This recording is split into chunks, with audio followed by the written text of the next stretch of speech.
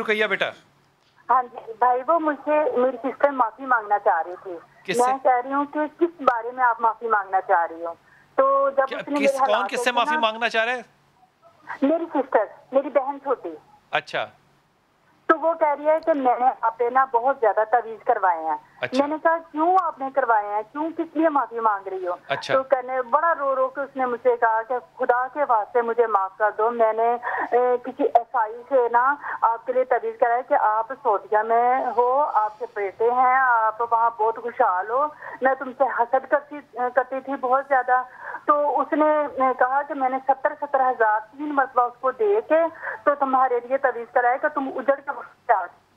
تو ہم لوگ یقین مانے کہ 2015 میں ہم لوگ وہاں سے سعودیہ سے واپس آئے ہیں. تو اس قدر حالات میرے خراب، ہم سب کچھ بیچ بوجھ کے وہاں گئے تھے. آپ کیوں آئے واپس 15 میں؟ 2015 میں جس کے ساتھ میرے میاں کام کر رہے تھے نا، تو انہوں نے ہمارے ساتھ فراڈ کیا. 60 سے 70 لاکھ ان کے پاس، میرے کزن ہی تھے، ان کو ساری سیلریز وغیرہ ان کو میرے ہسبینڈ جو تھے نا ان کو پکڑاتے تھے.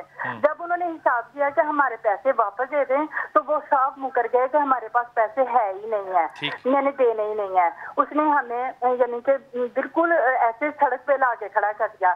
جب ہم پاکستان واپس آئے تو میرے میاں ادھر رکشہ چلا رہے ہیں لاہور میں کرائے کے گھر پہ ہوں. ماشاءاللہ سے پہلے ہم بہت خوشحال تھے. تو اب دیکھیں کہ میں اب بچوں کو کیسے پڑھا رہی ہوں، کیسے ہم لوگ گزارا کر رہے ہیں. تو میرے وہ حالات اس میں آپ لوگوں کو لگتا ہے کہ آپ کی بہن نے آپ پہ تعویذ کیا تو آپ 15 میں واپس آ گئے، یہ فرما رہی ہیں آپ؟ ہاں جی، لیکن میں نہیں اس وقت کو مانتی. میں کہتی ہوں یہ اللہ کی طرف سے آزمائش ہے میرے پہ. کبھی اللہ تعالیٰ دے کے آزماتا ہے، کبھی واپس لے کے. لیکن اس عورت نے، میری بہن نے مجھے یہ کہا کہ یہ سب کچھ میں نے کروایا. بہن کا نام کیا ہے؟ بہن کا نام عظما. عظما نے 17,000 روپیہ دے کے آپ پہ تعویذ کروائے، یہ فرما رہی ہیں آپ؟ 70,000. یہ 70,000 آئے کہاں سے عظما کے پاس؟ عظما ماشاءاللہ بہت ٹھیک ٹھاک ہے، وہ اب دبئی میں ہوتی ہے. تو وہ مجھ سے خود دبئی میں ہوتی ہے اور حسد اس کو سعودی عرب سے ہے؟ وہ میں تھی نا سعودیہ میں. اچھا وہ نہیں چاہتی تھی کہ آپ سعودیہ میں رہیں؟ ہاں جی، تو میں 15 میں ہی آئی ہوں واپس. تو آپ کے کتنے بچے ہیں؟ آ گئی ہوں. آپ کے کتنے بچے ہیں؟ میرے 3 بیٹے ہیں. اور عظما کے کتنے بچے ہیں؟ اس کی 2 بیٹیاں اور 1 بیٹا. ماشاءاللہ. اور وہ راضی نہیں ہے اپنی بیٹیوں سے، یہ فرما رہی ہیں آپ؟ اللہ جانے کیا مسئلہ ہے، اس کو کیا حسد تھا. وہ کہتے تھے باجی میں نے اگر ایسے کیا ہے مجھے ایک مرتبہ اللہ کے واسطے معاف کر دو. میں نے کہا میرا بھرم ہی رہنے دیتی، تم نے مجھے کیوں معافی کیوں مانگی؟ مجھے تو پتہ ہی نہیں تھا کہ میری بہنیں میرے ساتھ ایسے کر سکتی ہیں. مجھے سر یقین ہی نہیں آ رہا تھا کہ یہ بات. تو اب کہاں پہ آپ کی یہ بہن، اب کہاں پر ہے؟ اب وہ دبئی چلی گئی ہے، تقریباً سال ہوا ہے اس کو دبئی گئے ہوئے. پہلے وہ ادھر ہی تھی. تو آپ نے اس کو معاف کر دیا پھر؟ دل مانتا نہیں ہے نا، میں ابھی تک میرا دل ہی نہیں مانتا. آپ نے نہیں معاف کیا؟ آپ نے اس کے شوہر سے، اپنے بہنوئی سے بات کی؟ وہ کہتا ہے کہ میری بیگم نے، اس نے کہا میری بیگم آپس میں اس نے جب سے بات کی نا، کہتے ہیں میں نے اپنے میاں سے کہا کہ آپ نے مجھے منع کیوں نہیں کیا. اس کا میاں کہنے لگا تم نے مجھے منع کیوں نہیں کیا جب ہم دونوں مل کے یہ سارا کچھ کروا رہے تھے. شوہر کا نام کیا ہے اس کے عظما کے؟ عظما کے میاں کا نام ہے شکیل احمد. شکیل. ہاں جی. اور آپ کے شوہر کا نام کیا ہے؟ میرے شوہر کا نام ہے طاہر. طاہر. اچھا ذرا کال پہ رہنا حضور، ایک دس پہلے تو آپ اس پہ تجزیہ فرمائیے ذرا. بلال بھائی سب سے یہ طریقہ کار کہ جی کسی نے تعویذ کروا دیا اور تعویذ سے اس کا کام روک دیا یا کر دیا. ایک بات یاد رکھیے گا کہ لازمی نہیں تعویذ کروانے سے کام ہوتے ہیں یا بگڑتے ہیں، بعض اوقات الٹ بھی ہو جاتے ہیں. اچھا اس کا فیصلہ اللہ تعالیٰ کے ہاتھ میں ہے. اللہ تعالیٰ قادر مطلق ہے، تمام نظام اللہ تعالیٰ کے. تعویذ کروایا گیا الٹایا بھی جاتا ہے اور اس کا نحس اثر بندے کے کروانے والے پر بھی پڑ سکتا ہے. حضور اقدس یہ اس کیس پہ آپ ذرا رائے دیں.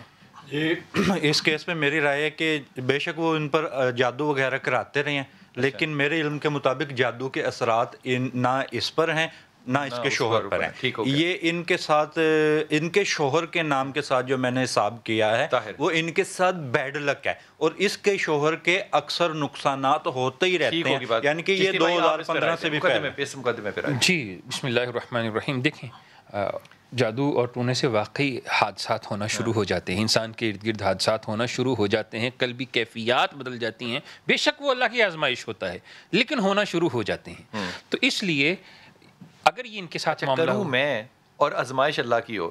دیکھیں جب کوئی انسان کسی بندے کو گولی مارتا ہے, گولی کوئی مار رہا ہوتا ہے, مر دوسرا رہا ہوتا ہے, یہ بھی اللہ کی طرف سے ہوتا ہے. مثال آپ نے دی, یہ ایسی ہی ہے. آپ یہ مثال یوں دیں کہ گولی میں نے ماری, رضا اللہ کی تھی, پھر تو مثال بنتی ہے. فیصلے اللہ کی طرف سے ہوتے ہیں گولی مارنے میں اللہ کی رضا شامل تھی. آزمائش یہ والا فارمولہ اکثر یزید کو بچانے کے لیے ہوتا ہے جی, ہر چیز اللہ کی طرف سے. ایک منٹ سن لیجئے, آپ یزید کو بیچ میں نہ لے کے اس پہ لعنت ڈالیں, ٹھیک ہے. اب بات جو ہو رہی تھی کہ گزارش یہ ہے کہ اس معاملات کے اوپر جب کوئی شخص پتھر اٹھاتا ہے نا, پتھر اٹھانے تک اس کے ہاتھ میں قدرت ہوتی ہے, چھوڑنے کے بعد فیصلے جس کے ہاتھ میں ہوتے ہیں. اس کو قدر اور قضا کے متعلق ڈسکس کیا جاتا ہے ہمارے فقہ کے اندر.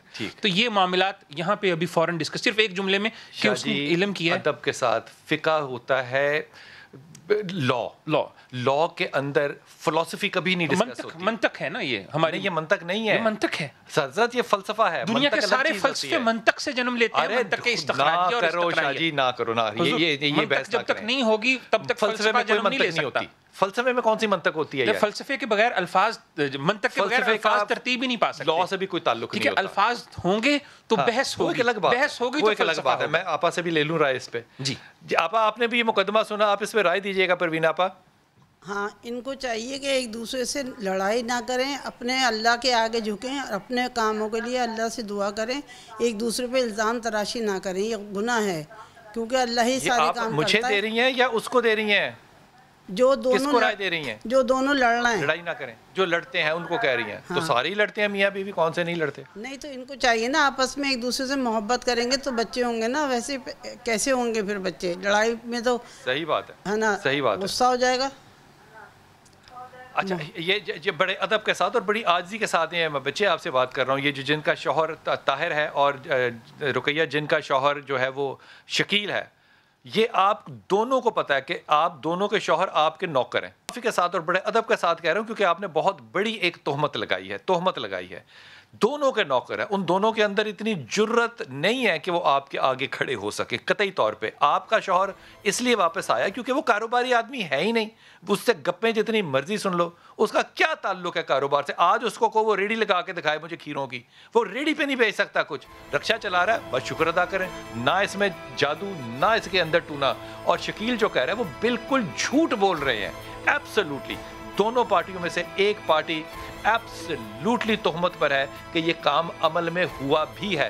دبئی کے اندر میں دیکھوں گا کہ کون پاکستانی ہے, جتنا مرضی امیر, جو مجھے بابا ڈھونڈ کے دکھائے وہاں پہ, جو کہ 70,000 لے کے تو ان کا کام کرتے. بھیا درم اور ریال ہیں وہاں پہ, آپ یہ کر کے دیکھو, پھر میں آپ سے پوچھوں. اس لیے یہ باتیں کرنی آسان ہے, لیکن ان کو پریکٹیکلی دیکھو تو ہیٹریڈ بٹوین ٹو سسٹرز.